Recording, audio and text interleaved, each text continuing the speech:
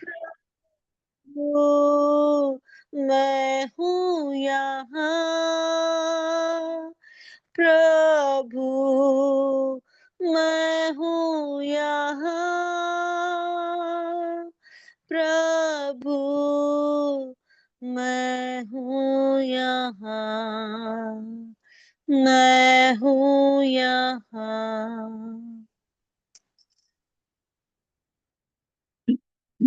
Shalom, shalom और shalom. प्रभु यीशु की शांति जो समझ से बाहर है हम लोग के जीवनों में बनी रहे।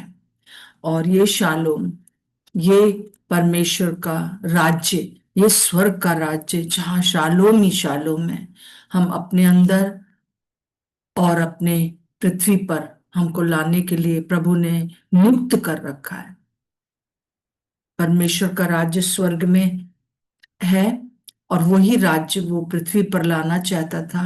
और उसने आदम और हवा को राजा बनाया ताकि वो इस पृथ्वी पर परमेश्वर जिसने उनको बनाया है अपने स्वरूप अपनी समानता में, उस राज्य को स्थापित कर सके। परंतु आदम हवा फेल हो गए। यीशु मसीह जो त्रिएक परमेश्वर में से हम एक व्यक्तित्व है, जो कि परमेश्वर का वचन था और वो वचन देहधारी हुआ और उसने इस पृथ्वी पर आकर परमेश्वर के राज्य की स्थापना किया। और उसने हम लोगों को जो है वो एक कलीसिया को स्थापित करके उसके अंदर राज्य जो था उसके द्वारा इस राज्य को बढ़ना है। और अब एक 2025 साल हो गए इस कार्य को होते हुए। और और आज भी हम इस राज्य को जो है वो स्थापित करने के लिए हमें नियुक्त किया गया है। परंतु हम देख रहे हैं मत्ती के पूरे पुस्तक के द्वारा, पूरे सुसमाचार के द्वारा, जैसे मैंने आपको ये होमवर्क दे रखा है कि आप जल्दी जल्दी मत्ती की किताब को पढ़ें और उसमें देखें कि स्वर्ग का राज्य, परमेश्वर का राज्य के बारे में क्या लिखा हुआ है। और हम बहुत अच्छे से देखने पाएंगे। हम जहां पर आज पहुंचे हैं वो है कि जैसे कल हम लोगों ने छोड़ा था मत्ती उसका 5 का और उसका 17, आप अपने जरूर से निकाल लिया करिए, पढ़ लिया करिए। तो यहाँ पर लिखा है कि 20वें पद में कि क्योंकि मैं तुमसे कहता हूं कि यदि तुम्हारी धार्मिकता शास्त्रियों और फरीसियों की धार्मिकता से बढ़कर ना हो तो तुम स्वर्ग के राज्य में कभी प्रवेश करने ना पाओगे। धार्मिकता, तुम्हारी धार्मिकता शास्त्रियों और फरीसियों की धार्मिकता से बढ़कर ना हो, तुम कभी भी स्वर्ग के राज्य में प्रवेश करने ना पाओगे। कल हमने एक बात देख ली थी कि कैसे फरीसियों और शास्त्रियों से बढ़कर हमारी धार्मिकता होना चाहिए। मैं इस प्रश्न को फिर दोहराऊंगी, कैसे फरीसियों और शास्त्रियों से बढ़कर हमारी धार्मिकता होना चाहिए। कैसे होना चाहिए? वो लोग कैसे थे और हमें कैसा होना चाहिए? परमेश्वर ने उन्हें भी चुना था और वो इतने हजारों सालों से वो इसलिए चुने गए थे ताकि सारी पृथ्वी पर इस बात को बता सके कि स्वर्ग का राज्य कैसा है, स्वर्ग का परमेश्वर कैसा है। वो ज्योति नमक बने रहे और वो जैसे कि ऊपर हम देखते आ रहे हैं 10 बातें वो बने रहे। परंतु हम देखते हैं कि वो फेल हो गए। उनका कारण क्या था कि वो ये सोचते थे कि पहली बात वो ये सोचते थे कि आ, हमने अगर एक यहूदी परिवार में पैदा हो गए या हम इस्राएली हैं तो हम ऑटोमेटिकली जो है वो स्वर्ग चले जाएंगे।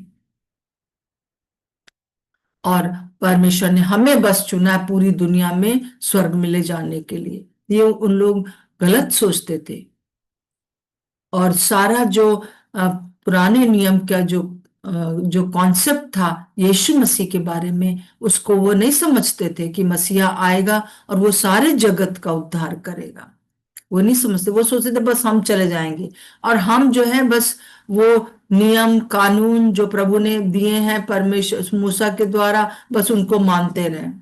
और ये ना कर वो ना कर, बहुत से रिचुअल्स, बहुत से बहुत सी सेरेमनीज, बहुत से पर्वों को मनाना, बहुत से नियम कानून को बस पालते रहे।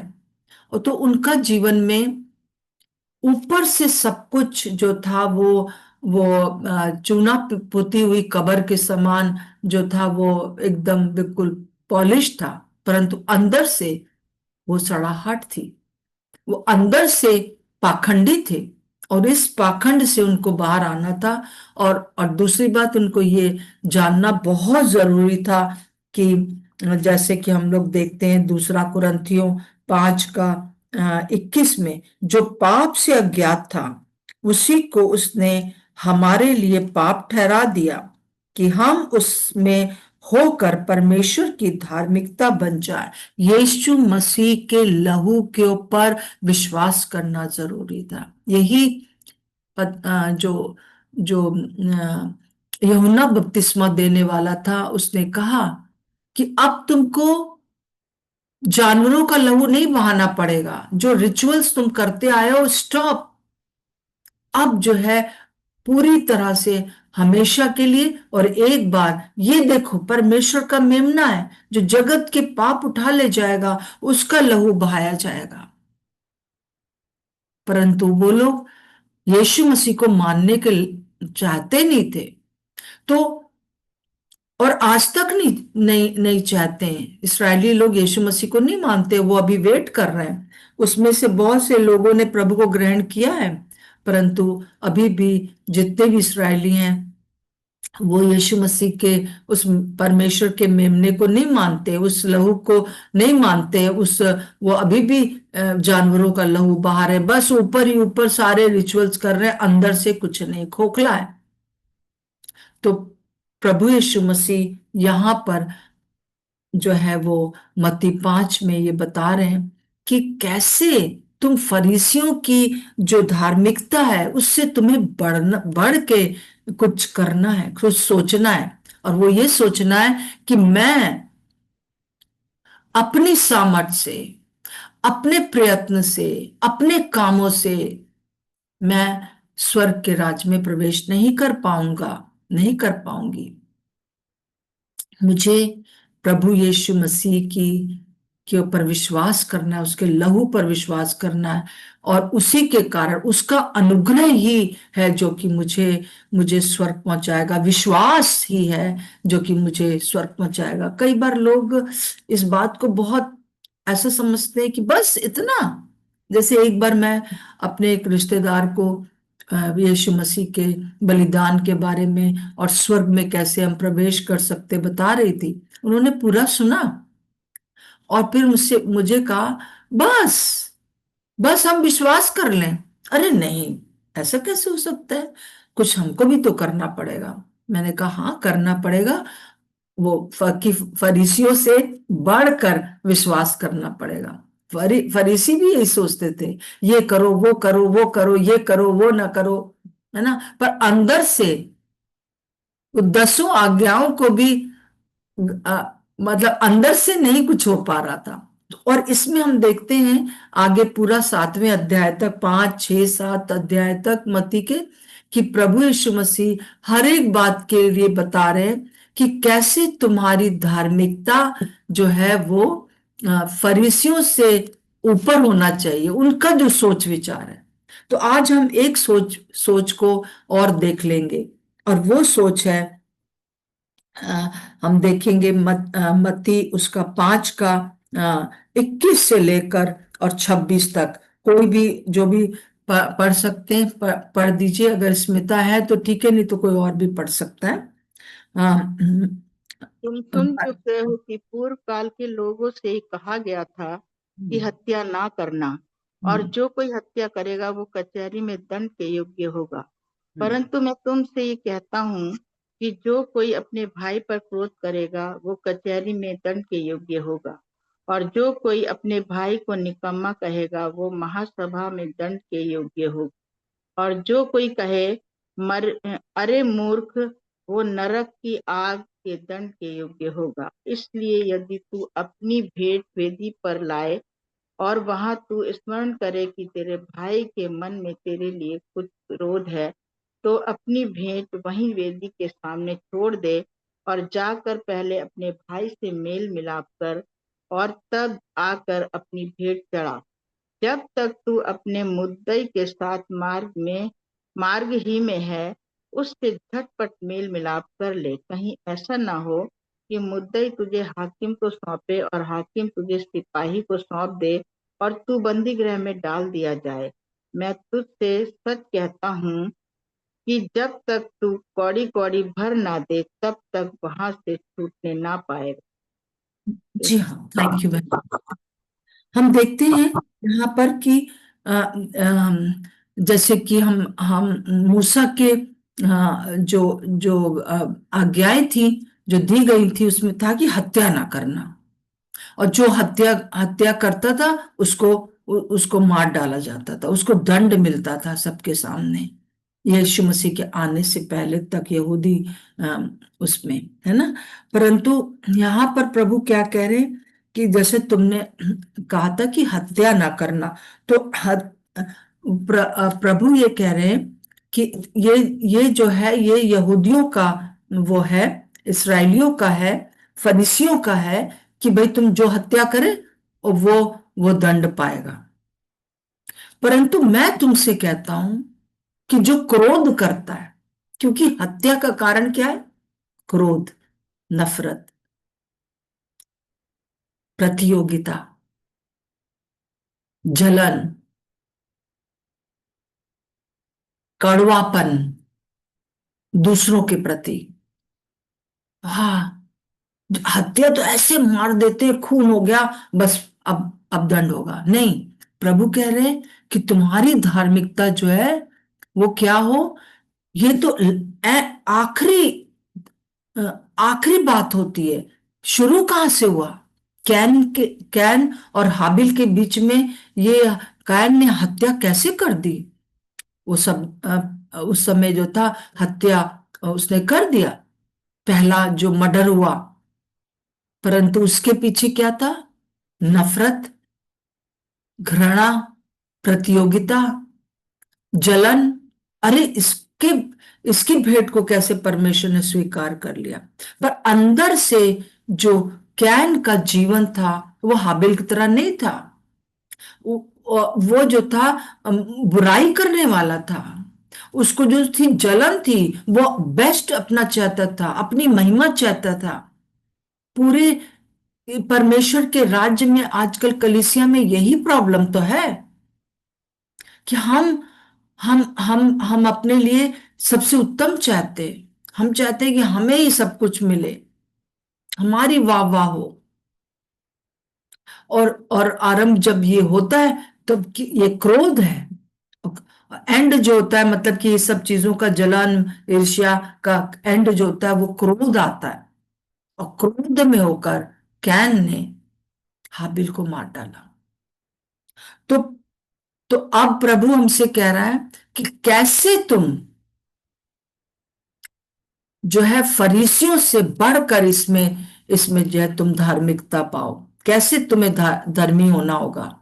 सिर्फ हत्या जो हो गई तो बस वो मार डाला जाए नहीं, परंतु उसके पीछे जो कारण है वो उसमें भी तुम्हें तुम्हें जो है देखना होगा। और वो क्या है कि जैसे 22वें पद में लिखा है, परंतु मैं तुमसे कहता हूं कि जो कोई अपने भाई पर क्रोध करेगा वो कचहरी में दंड के योग्य होगा। हम लोग कितना क्रोध करते हैं ना दूसरों के ऊपर, है उस जलन करते हैं, ईर्ष्या करते हैं, पर कहाँ कोई कचहरी में हमें ले जाता है? क्रोध करना थोड़ी ना कचहरी में ले जाता है। जब हत्या हो जाती तब कचहरी में जाते हैं। परंतु प्रभु यीशु मसीह जब इस दुनिया में थे तो वो यही सिखा रहे थे कि तुम्हारी जो धार्मिकता हो वो फरीसियों से बढ़कर हो, है ना। वो कचहरी में दंड के योग्य होगा। और जो कोई अपने भाई को निकम्मा कहेगा वो महासभा में दंड के योग्य होगा। और जो कोई कहे अरे मूर्ख, वो नरक की आग के दंड के योग्य होगा।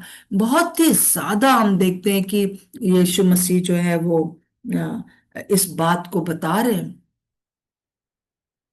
इस बात को बता रहे कि जो मेन कारण है वो दंड के योग्य होगा। वो वो जो है वो कभी भी परमेश्वर के राज्य में प्रवेश करने नहीं पाएगा। अब प्रभु ने ये कह के बस छोड़ नहीं दिया कि अब तुम लोग मानसी आप अपना वीडियो ऑफ कर दीजिए प्लीज। हाँ, ऑफ कर दीजिए या एक जगह बैठ जाइए। मानसी, वीडियो ऑफ कर दीजिए, मानसी वर्मा। हाँ, तो हम देखते हैं कि किस प्रकार से जो है वो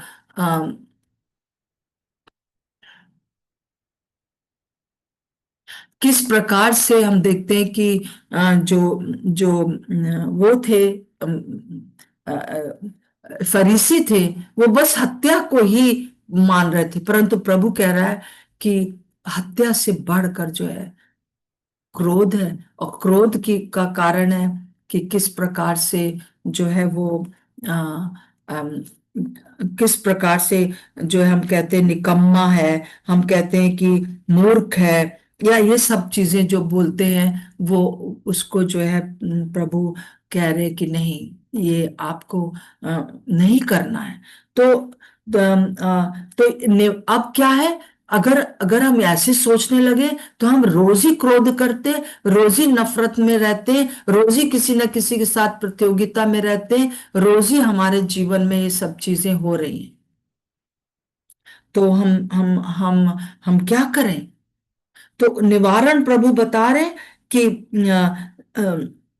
तुमको क्या करना है, जैसे कि ऊपर की सब बातें हैं वो हमको पर प्रभु यीशु मसीह के समान होना है। और प्रभु यीशु मसीह वो क्या कर रहे हैं, 10 जो ऊपर बातें मैंने बताई हैं कि हमको दीन होना है, प्रभु जैसे दीन हुए, है ना, शोक को झेलना है, और यीशु के समान धर्मी होना होगा, है ना। यीशु क्या करते, जब वो अगर अगर कोई भी चीज हमारे सामने आती है तो यीशु मसीह क्या करते हैं, जब अगर प्रभु इस बात को फेस करने के लिए, कोई अगर आपके साथ गुस्सा कर रहा है, आपको कर कुछ आपके साथ प्रतियोगिता में वो कर रहा है, आपको नफरत कर रहा है, तो प्रभु यीशु मसीह जब दुनिया में थे वो क्या करते, वो हमें करना है। तो धार्मिकता की खोज यही है।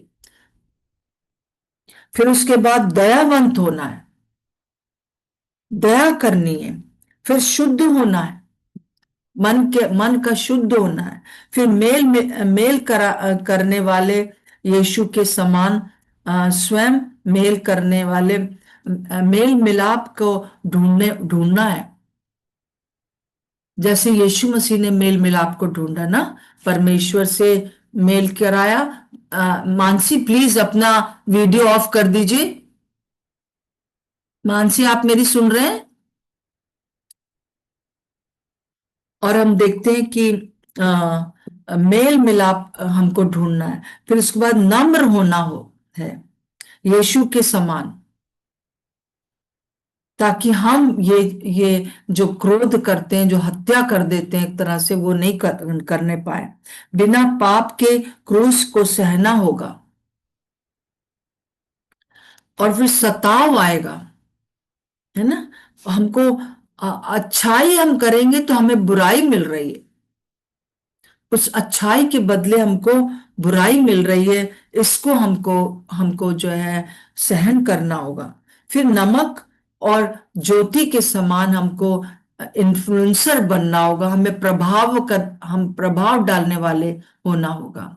तो प्रभु हमसे यही चाहते हैं, यही है फरीसियों से बढ़कर धार्मिकता, जिसमें मुझे चलना है। मतलब हत्या करने से पहले जो चीजें होती है, वो भी जो कुछ भी फरीसी कर रहे थे वो सब ऊपर से कर रहे थे, ऊपर का देख रहे थे, परंतु प्रभु चाहते हैं वो अंदर का देखना चाहते हैं, वो चाहते अंदर से उसको उसको करना चाहते हैं। सो हम देखते हैं कि किस प्रकार से जो है वो हमको करना है। और ये चीज जो है हमको क्या करना है कि जैसे यहाँ पर 25वें पद में लिखा हुआ है कि जब तक तू अपने मुद्दई के साथ मार्ग ही में है, उससे झटपट मेल मिलाप कर ले। कहीं ऐसा ना हो कि मुद्दई तुझे हाकिम को सौंपे और हाकिम तुझे सिपाही को। मतलब प्रभु हमसे चाह रहे हैं कि मेल मिलाप के लिए झटपट करो, जैसे यीशु मसीह आ गए इस दुनिया में। हम जो थे पापी थे, हमने उसके विरोध में पाप किया था, परमेश्वर के विरोध में, परंतु प्रभु यीशु मसीह दुनिया में आए, वो दीन बने। वो हम देखते हैं किस प्रकार से शोक उन्होंने उठाया बिना बात के। उनको नहीं शोक करने की जरूरत थी, परंतु उन्होंने मेरे और आपके खातिर, फिर वो धर्मी बने, उन्होंने सब कुछ वो किया जो सही था, दयावंत बने, शुद्ध उन्होंने अपने मन को रखा। और हम देखते हैं मेल मिलाप के लिए वो आ गए, झटपट उन्होंने मेल मिलाप करा। आज प्रभु हमसे यही चाहता है। और ये ये जो स्टैंडर्ड है मेल मिलाप का, वो और भी ऊंचा है। देखिए कैसे वो ऊंचा है। इसलिए 23वें पद में, यदि तू अपनी भेंट वेदी पर लाए, मतलब कि आराधना कर रहा हो, और वहां तू स्मरण करे और तुझे याद आए कि तेरे भाई के मन में तेरे लिए कुछ विरोध है, तो अपनी भेंट वहीं वेदी के सामने छोड़ दे और आकर जाकर पहले अपने भाई से मेल मिलाप कर और तब आकर अपनी भेंट चढ़ा ना। मतलब तेरे तेरे मन में नहीं है कुछ भी, पर किसी दूसरे के मन में भी तेरे लिए कुछ कुछ बैर भाव है, तो पहले जाकर उससे बोलो। अब आप मुझे अगर ऐसा समझ रहे हैं तो ये मैंने नहीं किया, ये गलत है। मतलब मेल मिलाप करने का सोचो। और अगर वो मेल मिलाप ना करना चाहे तो आपको क्या करना है? आपको जो है वो अ, अपने कलीसिया के कुछ लोगों को बुला के उनसे कहना है कि ये मेरे लिए ऐसा गलत सोच रहे, पर ऐसा नहीं है, मेल मिलाप करने। पर अगर तब भी वो ना माने, तब उसको एक अन्य जाति की तरह आप छोड़ सकते हैं। ठीक है। बहुत से लोगों के लिए यीशु मसीह ने अपने प्राण दिए, परंतु वो लोग तो नहीं मानते। पर ये इस्राएली भी नहीं मानते यीशु मसीह को। तो क्या यीशु मसीह अब क्या करेगा? यीशु मसीह उनको छोड़ेगा? छोड़ना मतलब ये है कि अब उनसे कोई बातचीत नहीं कर सकता है वो, परंतु आज भी लोगों जो उसका सुनते हैं उससे वो बातचीत करता रहता है ताकि वो मेल मिलाप कर ले। परंतु अगर कोई मेल मिलाप ना करना चाहे तो उसके साथ आप बुरा व्यवहार भी ना करो। और और उनको जो है, आपने अपनी तरफ से पूरी कोशिश की है, सो उनको अपना दुश्मन भी मत समझो। परंतु प्रभु हमसे यही चाहता है। और एक बहुत ही अद्भुत जो उदाहरण है वो हम देखते हैं कि मत्ती उसका 18 का 21 से हम देखते हैं। मत्ती 18 का 21, इसको हम पढ़ेंगे नहीं, परंतु यहाँ पर हम देखते हैं कि एक एक राजा है और उसके उसके दो सेवक हैं। एक सेवक ने उससे जो है वो 10,000 तोड़े लिए थे, परंतु वापस नहीं किए। और वो उससे कहता है मेरे 10,000 तोड़े दो, नहीं तो तुमको मैं दंड के लिए जेल में डाल दूंगा। और वो उसके सामने गिड़गिड़ाता है और कहता है कि आप मुझे अभी माफ कर दीजिए, मैं एक एक पैसा आपका चुका दूंगा, जैसे मेरे पास होगा, मुझे क्षमा कर दीजिए। तो राजा कहता है ठीक है, इसके सब दसों के दसों जो कर्ज देना था, 1,000 तोड़े देने थे, इसको आप हम क्षमा करते हैं। और फिर उसके बाद जो है वो वो इस चीज को क्षमा कर देता है। परंतु जैसे ही वो बाहर आता है तो उस एक दूसरे ने जो था उसका उसको जो है वो उससे कर्ज लिया था, वो उसका उसका छोटा ही अमाउंट होता है, परंतु वो उसको पकड़ता है कॉलर से और कहता है कि तुम मेरा पैसा चुका, नहीं तो मैं जो हूं तुझे जेल में डाल दूंगा। तो वो उससे क्षमा मांगता है, परंतु ये जो दूसरा जो जिसका क्षमा हो गया था वो उसको क्षमा नहीं करता है। तब राजा को जब पता चलता है तो राजा उसका न्याय करता है, कहता मैंने तेरा माफ कर दिया, इतना बड़ा अमाउंट, इसका छोटा सा अमाउंट तुम नहीं माफ कर पाए, तुमने उसको जेल खाने में डाल दिया।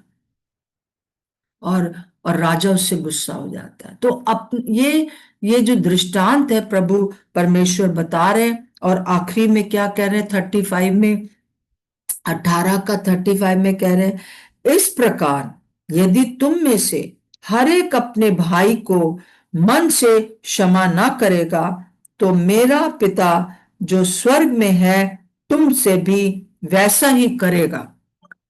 ठीक है, मेरा स्वर्गीय पिता वैसा ही करेगा। तो मैं आपसे ये कहना चाहती हूँ कि ये है परमेश्वर के फरीसियों से बढ़कर धार्मिकता।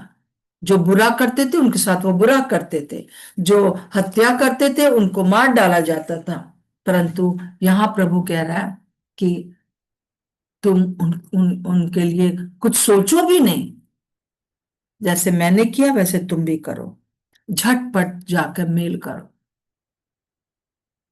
सो जैसे आगे हम देखते हैं वचन में, जो प्रार्थना है कि हमारे पिता तू जो स्वर्ग में, तेरा नाम पवित्र माना जाए, तेरा राज्य आए, तेरी इच्छा जैसे स्वर्ग में पूरी होती है वैसे ही पृथ्वी पर भी पूरी हो।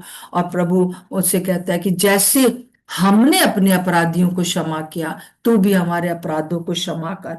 प्रभु यीशु मसीह ने कैसे हमारे अपराधों को क्षमा किया, वैसे ही हमें दूसरों के अपराधों को क्षमा करना है। और अगर हम नहीं करते हैं तो इसलिए हमारे हमारे भी अपराध क्षमा नहीं होंगे। ये एक बाइबल का सच है, परंतु इसको हम लोग क्या करते हैं, हम इसको ढांप देते हैं।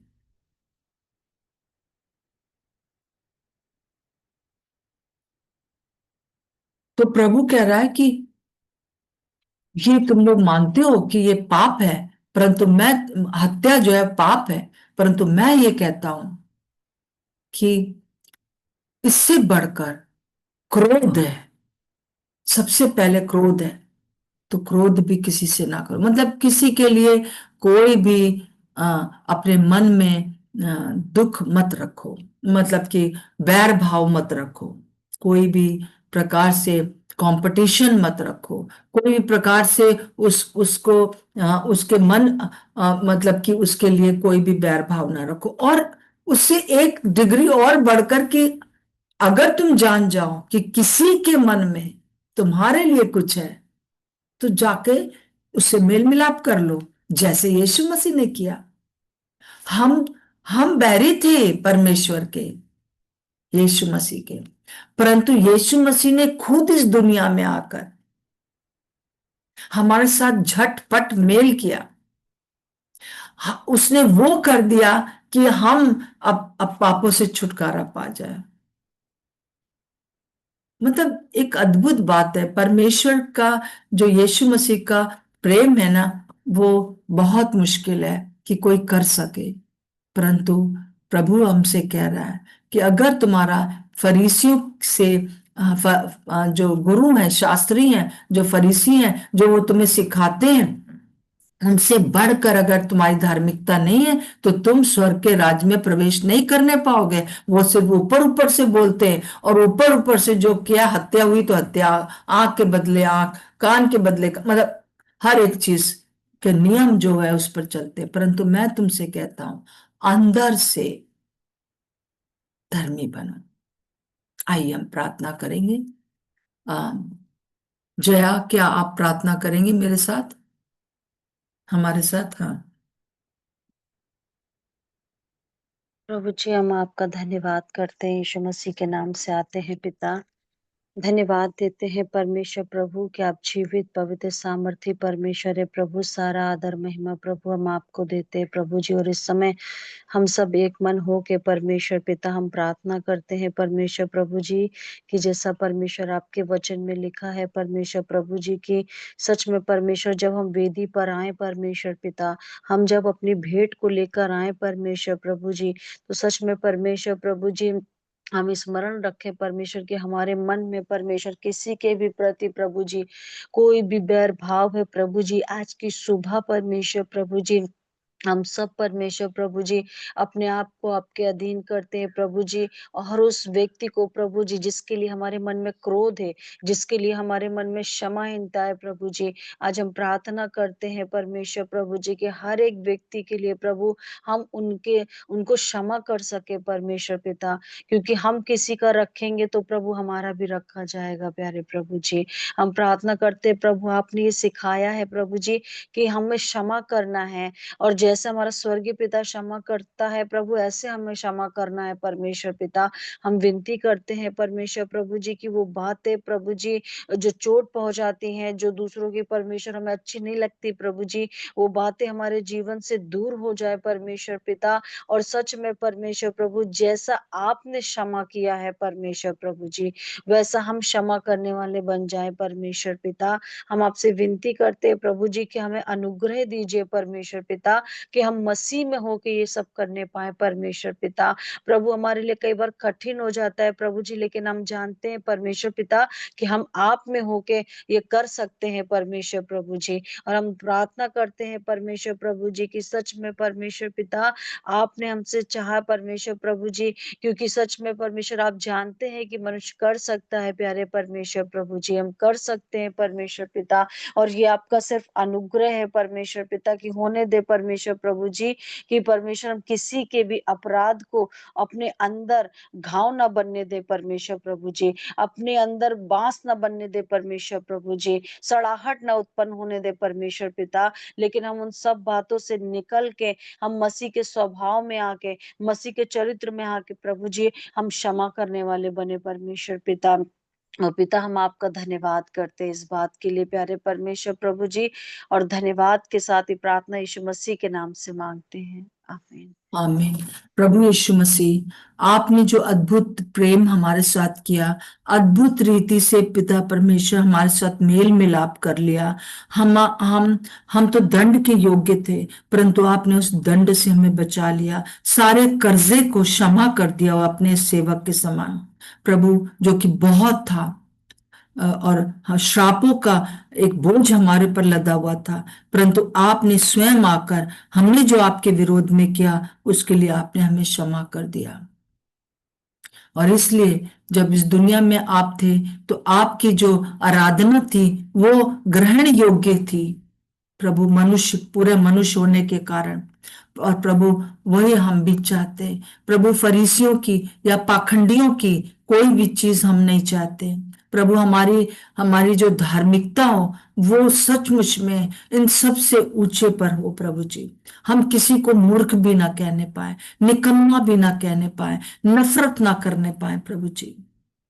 प्रभु, हर एक क्रोध से, हर एक उस बेकार की निंदा करने से आप हमें बचाएं प्रभु। आज हम आपके हाथों में सब कुछ सौंप देते हैं। जितने भी लोग यहाँ पर हैं, अगर कोई बीमार है तो वो चंगाई प्राप्त कर सके, पूरी तरह से उसको चंगा होने के लिए सहायता मदद करिए। हर एक बात को हम आपके अधिकार में कर देते हैं। यीशु मसीह नासरी के नाम से मांगते हैं, आमीन और आमीन। सो प्रभु का धन्यवाद हो इस बात के लिए कि प्रभु हमारे साथ है।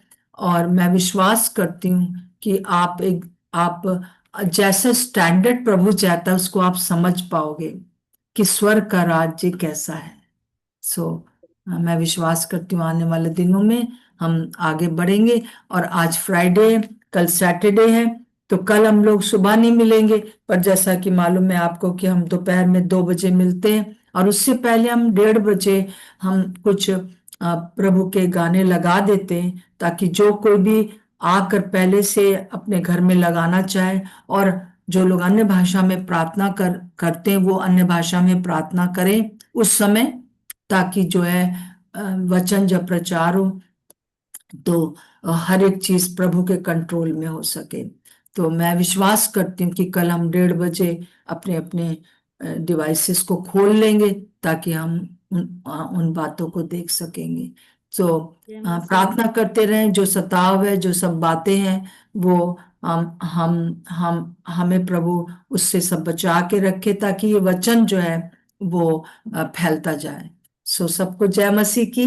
जय मसीह आंटी, जय मसीह जय सबको। जय मसीह की आंटी जी, जय मसीह की सबको। जय मसीह की। चलो तो जय मसीह की आंटी, जय मसीह की सबको। जय मसीह की सबको।